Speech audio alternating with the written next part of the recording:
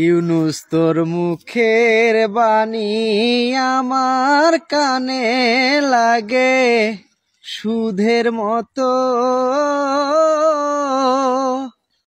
জাতীয় সঙ্গীতকে বিকৃত ও অন্তর্বর্তীকালীন সরকারের প্রধান উপদেষ্টা ডক্টর মোহাম্মদ ইউনুসকে নিয়ে ব্যঙ্গ করে ভিডিও তৈরি করে টিকটকের মাধ্যমে ছড়িয়ে দেওয়ার অপরাধে এক যুবককে গ্রেফতার করেছে পুলিশ। মরি হায় হায় রে ইউনুস তোর মুখের বাণী আমার কানে লাগে সুধের মতো। সোমবার 17 ফেব্রুয়ারি রাত 9টায় নাগেশ্বরী থানা পুলিশ অভিযান চালিয়ে তার নিজ বাড়ি থেকে তাকে গ্রেফতার করে। গ্রেফতার যুবকের নাম আলম মিয়া। তিনি কুড়িগ্রামের নাগেশ্বরী উপজেলার সন্তোষপুর ইউনিয়নের গোপালপুর জান্ডার মোড় এলাকার বাসিন্দা। আলম মিয়া ওই ইউনিয়নের 6 নং ওয়ার্ড যুবলীগের সদস্য।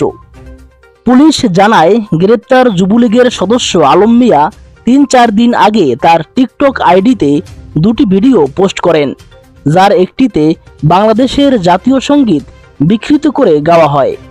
সঙ্গীতে অন্তর্বর্তী সরকারের প্রধান উপদেষ্টা ডক্টর মোহাম্মদ ইউনুস সহ সরকারের সচিবকে নিয়ে কটূক্তি ও উস্কানিমূলক কথা রয়েছে।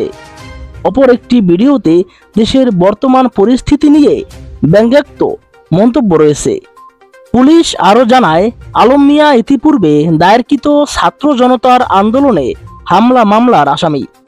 নাগেশ্বরী থানার ভারপ্রাপ্ত কর্মকর্তা ওসি রেজাউল করিম রেজা জানান, যুবলীগ সদস্য আলম মিয়া 4 আগস্ট ছাত্র জনতার আন্দোলনে হামলা ভাঙচুর মামলার আসামি। তাকে সেই মামলায় গ্রেপ্তার করে আদালতের মাধ্যমে জেল হাজতে পাঠানো হয়েছে।